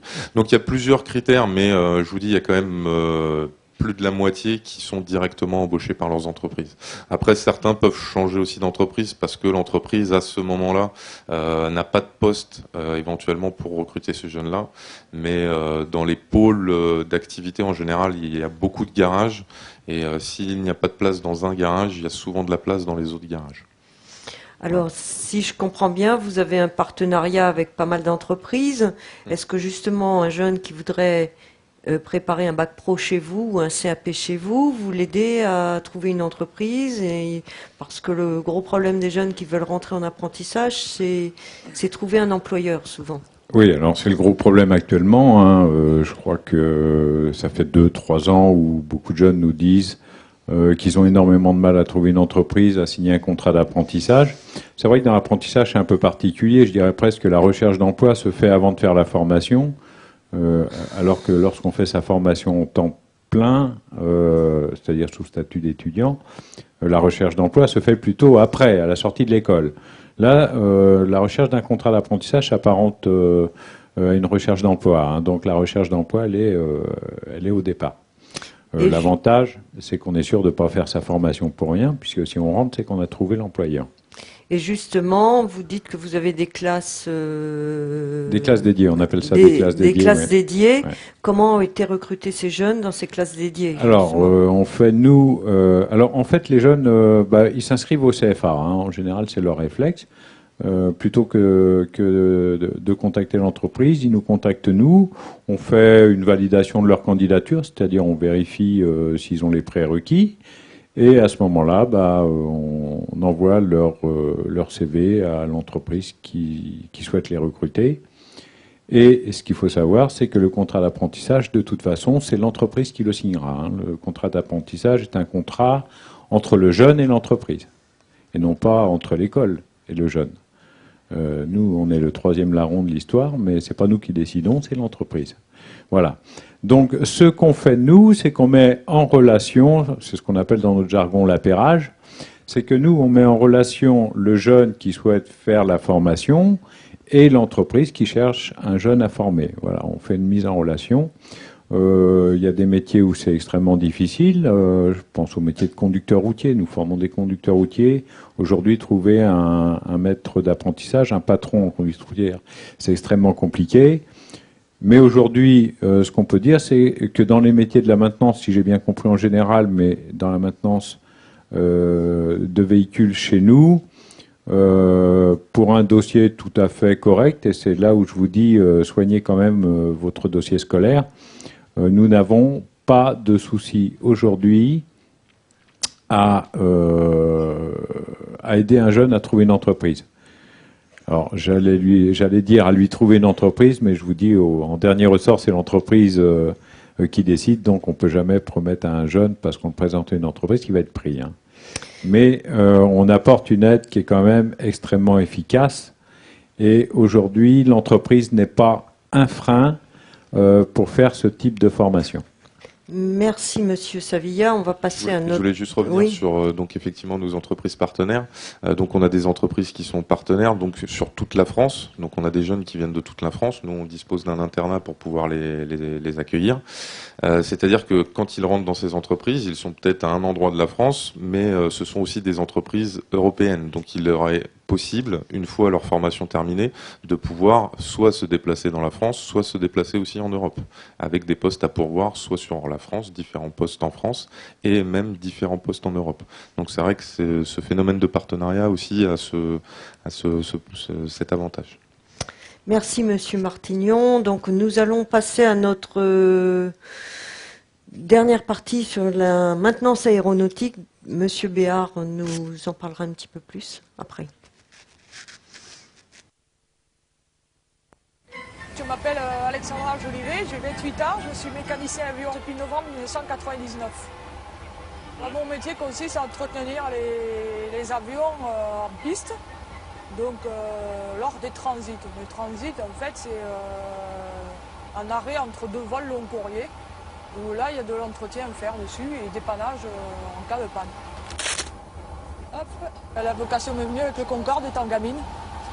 J'ai vu voler et puis c'est venu. J'ai tout de suite été attiré par cet avion. Et puis j'ai découvert en fait l'aéroclub à 16 ans. Et puis bon, je suis tombé sur un mécano qui réparait les avions d'aéroclub. Et voilà, ça m'a attiré parce qu'en fait on rentrait dans tout le système et c'est là qu'on voit le mieux comment fonctionne un avion. Pour le logement 614, c'est quoi? C'est une duplie? C'est quoi? 624? 624. Je vais aller voir. Tu vas voir? Ouais. Ouais. Ok, je te remercie. Non, mais moi, c'est un seul que j'ai mis en extra site. Il manque un tour de 8. Non, c'est bon. Bonjour, madame. 722, 626, 604. C'est quoi ça? 620 624. Ah ouais, c'est le verrou de fermeture qui est coincé. Et voilà, c'est ça qui est bloqué. Là, je réponds en fait ce que j'ai fait sur le loquet, c'est-à-dire la réparation. Parce que comme il y a une plainte d'une hôtesse, en fait, il faut que je lui dise, oui, voilà, la plainte que vous avez donnée, moi je l'ai réparée. Donc il faut noter. C'est une traçabilité de ce que j'ai fait. Voilà, j'ai pu laisser, vous voyez la serrure, hop, c'est trop serré. Vas-y, hop. Voilà, c'est bon, réparé, hop. Zou. Voilà. Tiens. Donc là maintenant, je vais attaquer la visite pré-vol, avant que l'équipage arrive et que l'avion reparte. Là ça va encore, il n'y a pas trop de problème, mais il y a des jours, c'est la folie quoi. Il y a des jours où il y a des roues, où il y a d'autres problèmes, mais là ça va, on a eu un avion relativement clean.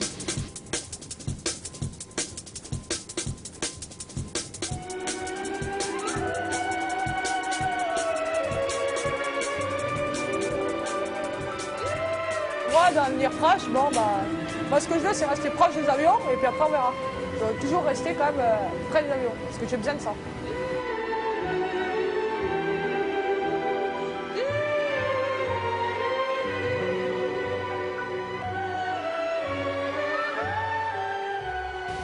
Les bons côtés par exemple en piste, c'est quand on se retrouve le matin assez tôt, qu'on voit des décollages ou des atterrissages au début du ciel et c'est magnifique. Ou le soir, quand c'est couché de soleil, bon, c'est plus d'aéronautique, là, c'est de l'art. C'est magnifique, on arrête de bosser, c'est clair.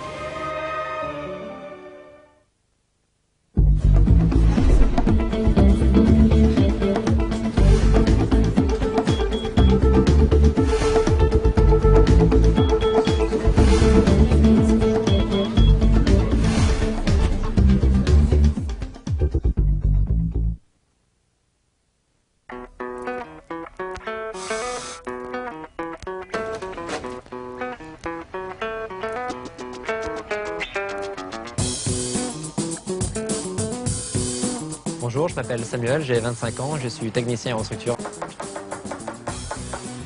Là, je suis en train d'effectuer un test texte. C'est une méthode d'inspection, on va dire, qui permet de détecter s'il y a des décollements entre les toiles. Mon métier consiste à effectuer les inspections et les réparations sur les structures de l'avion. Tout simplement, en clair, c'est la carrosserie de l'avion, que ce soit le fuselage, les ailes, des pièces déposées comme des radomes, des gouvernes, des capots moteurs. Voilà, ce matin donc j'ai fait la découpe pour la réparation avec le dépilage. D'accord. Pour être un bon technicien aérostructure, il faut être un bon manuel, savoir travailler en équipe. Il me reste plus qu'à découper nid d'abeille, mettre l'adapter nid d'abeille.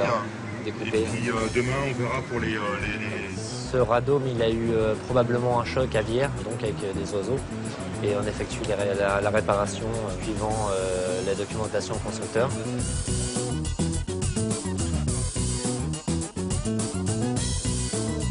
On voit que là, il y a une présence d'humidité qui a été détectée. Il y a eu un décollement et une perforation du radome. Et comme on peut constater, on voit bien que tout est en anglais. Donc il faut savoir, dans le métier de technicien en structure, savoir maîtriser la langue de Shakespeare parfaitement.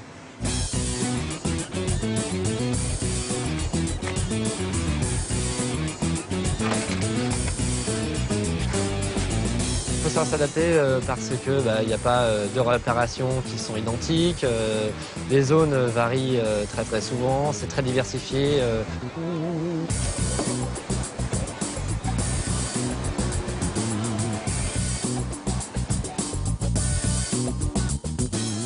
On a de fortes contraintes de temps parce que les avions sont en hangar pour un temps assez court, que ce soit quelques heures, quelques jours. Il faut que les réparations soient effectuées avant que l'avion parte. Autrement, il ne part pas et ça coûte très cher.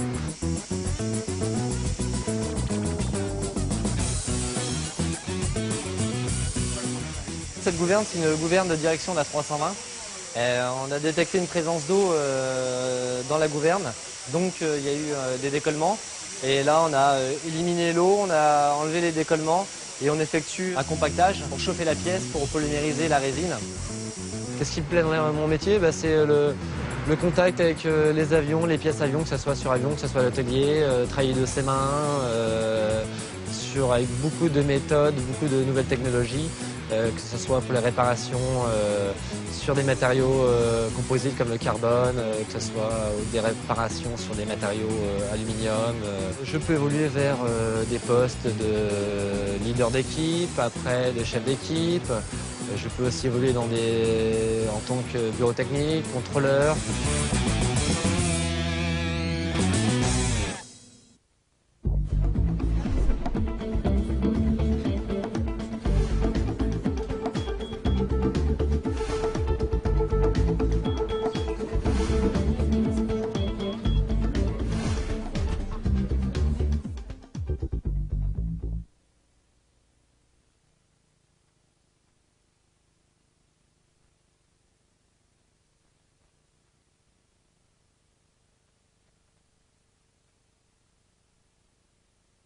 Salut, moi c'est Charlène, je suis mécanicienne. Je vais vous présenter mon monde, bien que ce soit un monde d'hommes, mais vous voyez, c'est pas fait que pour les hommes. Une mécanicienne aéronautique, c'est une personne qui répare, qui entretient, qui fait tout un tas de choses sur les avions et qui touche aussi bien au moteur qu'à la cellule, qu'au train d'atterrissage, l'intérieur cabine, en tout cas sur les petits avions. Maintenant que j'ai enfilé mon bleu de travail, je vais aller chercher le CRM, le compte rendu mécanique, le lien entre pilote et mécano. Sur ce document se trouvent tous les problèmes de l'avion, tout ce qu'il peut y avoir d'anormal. Alors aujourd'hui, je vais faire une visite 500 heures, c'est plutôt une grande visite. Je vais regarder tout le moteur, tout l'intérieur cabine, tous les trains et tout l'avion en général. J'ai voulu être mécanicienne aéronautique parce que vers 11 ans, j'ai mon papa qui a failli faire un stage de pilote d'hélico. J'ai vu un hélico en marche et j'ai dit waouh, c'est ça que je veux faire, je vais y toucher, je veux faire de la mécanique dessus, je veux les piloter, mais il faut absolument que je fasse quelque chose là-dessus. Comme formation, j'ai un CAP qui se fait après la 3e, un CAP toujours dans la maintenance aéronautique. Après, j'ai fait un bac pro et puis après, je me suis lancée dans la vie active. Comme qualité, il faut être très soucieux de son travail parce qu'un avion, on ne peut pas le garer sur le côté de la route. Il est en vol et s'il y a un problème, au mieux il se pose bien, au pire il se crache. Donc on a quand même des personnes sur notre conscience. Les avantages, il y en a un surtout qui me plaît beaucoup, c'est lier l'utile à l'agréable. Je travaille dans ce que j'aime, dans ma passion, ça c'est merveilleux. L'inconvénient, c'est... Il y en a un à peu près quand on est une fille, c'est que certains mecs n'apprécient pas, sont un peu beaucoup machos et ça plaît pas toujours qu'une nana touche à leurs avions, qu'une femme ait leur vie entre les mains. On peut, donc on commence à la base, mécanicien, voire aide-mécanicien, après chef d'atelier, puis patron dans une petite entreprise. Dans une grosse, je sais pas trop.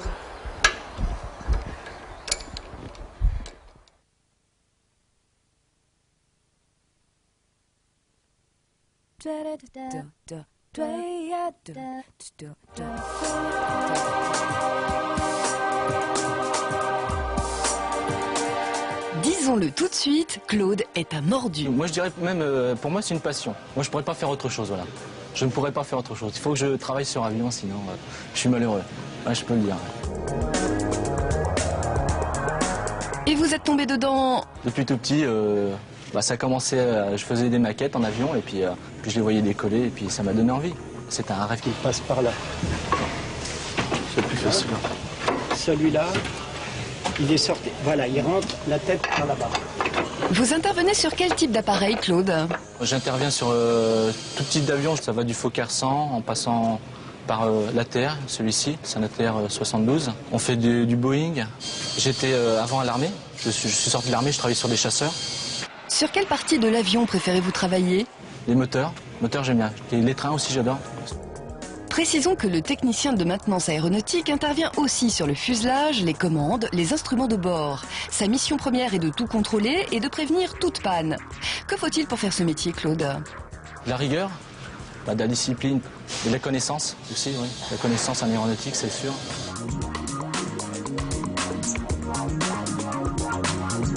Dites-moi, Claude, les mécaniciennes d'entretien, ça existe? Les mécaniciennes d'entretien? Oui, ça existe, oui. Ah oui, c'est un métier ouvert aux femmes, oui. Et elles sont aussi bonnes que les gars? Aussi bonnes, mais meilleures, je dirais, ouais. Puis c'est vrai qu'elles se laissent pas faire, justement, quand il y a des gros travaux comme ça. Elles se démontent pas, ça leur fait pas peur, ouais. Ah oui, il est sorti, donc je vais rentrer. Je te laisse les bushing, ici. Donc on va voir. Ouais, parce que là, il va falloir... là, tu pourras pas le rentrer. Je vais mettre un coup de maillet. Et l'autre Et vous voyez à quel poste plus tard? Je me verrais bien chef d'équipe. Oui, je me verrais bien chef d'équipe. Là, pour moi, ce serait, disons, le cursus normal, je dirais, d'un mécano. Bonne chance, Claude. Ajoutons pour finir que le métier requiert un bon niveau d'anglais technique et de plus en plus de connaissances en électronique.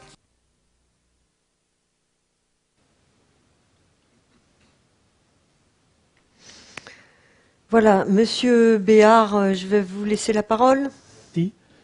Domaine varié, hein, on a pu voir, hein, les films ne sont pas toujours la représentation de la réalité. Des fois, c'est un peu ludique pour vous montrer un certain nombre de choses. Il faut savoir que les qualités d'entrée, on a entendu, hein, la passion, on le répète, la rigueur. Après, la formation, l'alternance ou pas. Il y a un CFA aussi dans l'aérien qui se trouve dans le sud de Paris, près de Palaiseau. Hein. Donc là, vous avez toutes les formations et tous les niveaux pour déboucher jusqu'au BTS et maintenance et autres. La maintenance aéronautique, vous avez pu le voir, elle peut se faire en atelier, en hangar, en ligne, ce qu'on appelle. Hein, on a vu dans les avions, en escale. Aussi, on assiste les avions à la réparation et à tous les niveaux de grosses entreprises, hein, comme Air France ou autres, des moyennes entreprises et des aéroclubs. On peut démarrer aussi, penser à la formation de pilote au BIA, au brevet d'initiation à l'aéronautique. Vous avez ce genre de choses en aéroclub, vous interviendrez. À partir de 15 ans, on peut commencer à prendre des heures de vol. À 17 ans, on passe une licence et on peut faire le rêve d'Icare, hein, la 3e dimension, et quitter le sol.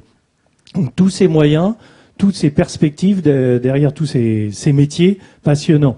On disait de l'électronique, de l'informatique, dans la maintenance, de plus en plus, comme on disait dans le secteur automobile ou autre, l'informatique est venue pour aider les logiciels d'assistance, l'anglais nécessaire pour les notices, pas d'effrayement ne soyez pas effrayés, par l'anglais technique, l'anglais commercial. L'anglais technique, on va l'acquérir en même temps sur le travail, sur les sites. On aura des formations complémentaires par rapport au scolaire, mais ne le refusez pas en scolaire pour avoir cette bonne approche.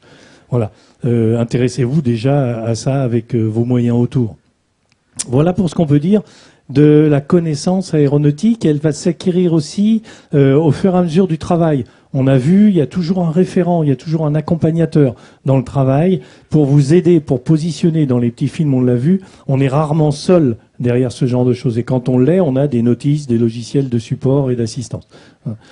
Pensez aussi, si vous vous orientez vers l'alternance, à trouver d'abord l'entreprise. C'est ce qui a été évoqué pareil dans le domaine industriel, du SNCF, automobile ou autre. Et puis après, l'école qui va vous accompagner, comme je citais, le CFA de Palaiseau ou autre. Voilà. Je vais vous laisser la parole à la partie enseignante. Comme je vous l'ai dit tout à l'heure, je suis professeur dans un lycée professionnel qui est dans le 12e où nous formons à la maintenance. Si ça vous intéresse, notre lycée accueille les élèves de 3e en mini-stage où là vous êtes pendant une matinée intégré dans une classe de première ou de terminale ou même de seconde et vous verrez comment ça se passe directement dans les classes. Donc pour ça, vous vous rapprocherez de votre professeur principal ou de votre CPE qui vous expliquera comment on effectue ces mini-stages. Dans notre établissement, nous avons aussi des classes dédiées, donc on a des partenariats avec la RATP, avec la SNCF, avec la mairie de Paris, avec la Marine nationale. Donc à chaque fois différentes classes. Où là, ce sont les entreprises qui, faut vous approcher des entreprises pour qu'ils vous embauchent et vous êtes après en alternance. Alors attention avec l'alternance, c'est difficile. Vous n'avez plus de vacances, vous êtes salarié et donc vous n'êtes plus considéré comme des étudiants. Donc vous êtes payé, mais il n'y a plus de vacances ou moins de vacances. Vous êtes à 5 semaines de vacances, donc ça change quand même. C'est difficile de faire des études et en plus, ensuite, une fois que vous êtes en entreprise, donc il y a quand même, faut faire attention à ça. Voilà. Une question dans la salle là-bas. Prenez le micro que vous... Bonjour. En fait, pour le travail, on fait comment? Genre pour les grandes vacances. On travaille aussi? Oui, alors en fait, quand vous rentrez en alternance, vous êtes considéré comme salarié, donc vous avez des congés payés comme un salarié, donc 5 semaines de congés payés. Donc ensuite, à voir comment vous vous répartissez. Donc la plupart du temps, en fait, ces congés se prennent sur le temps de l'entreprise parce que bon, quand vous êtes à l'école, vous pouvez pas prendre vos congés, forcément. Après, oui, c'est sûr que les 2 mois de vacances en été, non, vous pourrez prendre 1 mois, mais pas les 2 mois complets. Voilà. Vous aurez plus de vacances scolaires. Voilà, vous devrez poser vos jours en fait dans le temps du travail en entreprise. Alors effectivement, les centres de formation d'apprentis au niveau des vacances suivent les rythmes scolaires. Donc effectivement, comme dit Madame Deligny, le temps de vacances est pris sur le temps de l'entreprise, ça ne peut pas être pris sur le temps où il y a des cours. Ensuite, comme disait mon collègue en fait sur l'alternance, de toute façon tous l'ont dit. Par exemple chez SNCF, en fait, on a des, vous n'êtes pas obligé de rentrer par un CFA, vous pouvez directement postuler sur le site de la SNCF pour pouvoir rentrer dans nos dispositifs d'alternance de bac pro à licence pro. Par contre, c'est vrai que comme on expliquait tout à l'heure, en fait, on regarde le dossier. Donc, on regarde les notes. Forcément, quelques notes, voir si il n'y a pas trop de difficultés. On regarde le comportement, on regarde aussi l'absentéisme. Faut savoir que c'est vrai que quand on est étudiant, bon voilà, on n'a pas envie d'aller en cours, bon si les parents sont d'accord, voilà. Sauf que nous derrière, en fait, s'il y a un trop fort taux d'absentéisme ou un comportement un peu indiscipliné au collège, en fait, forcément, votre dossier ne passera pas.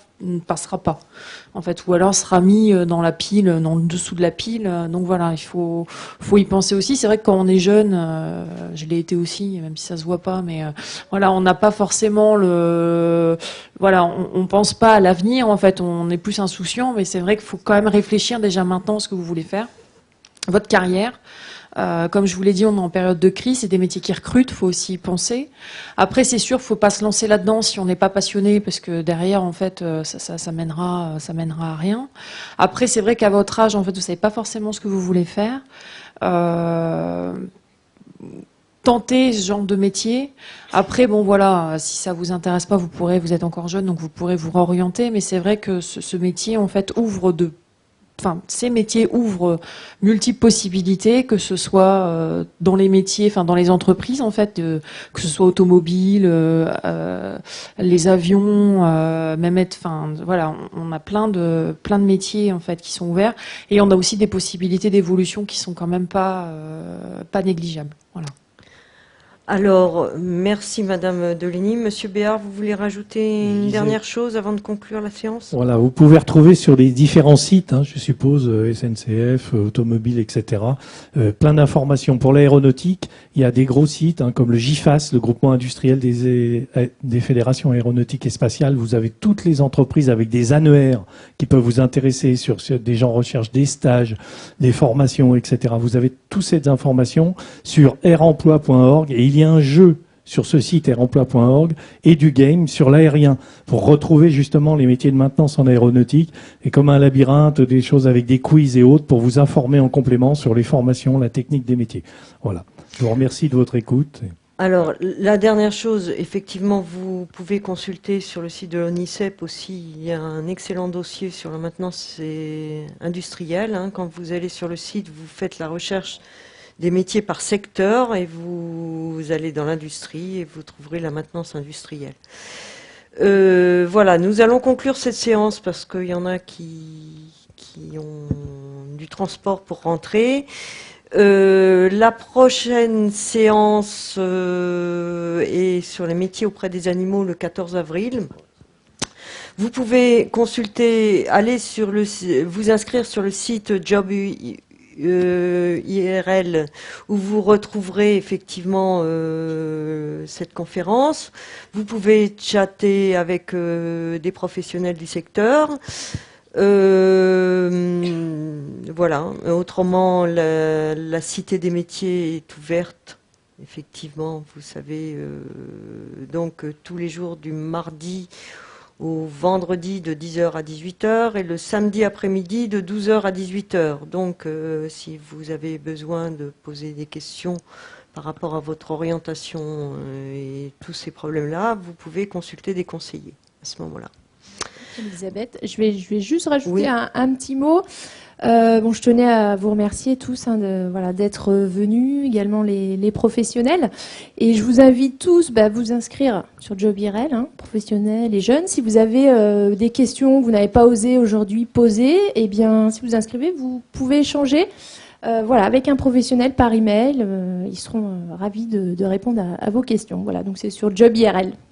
Merci. Alors, c'est vrai qu'on vous a un petit peu surchargé d'informations, là, il faut digérer un peu tout ça, hein, mais n'hésitez pas, après, à aller sur Job IRL. Sur le site de l'ONICEP, vous avez aussi mon orientation en ligne, où vous avez des conseillers qui peuvent vous répondre, soit par téléphone, soit par chat, soit par mail, à des questions que vous pouvez vous poser sur ces métiers-là.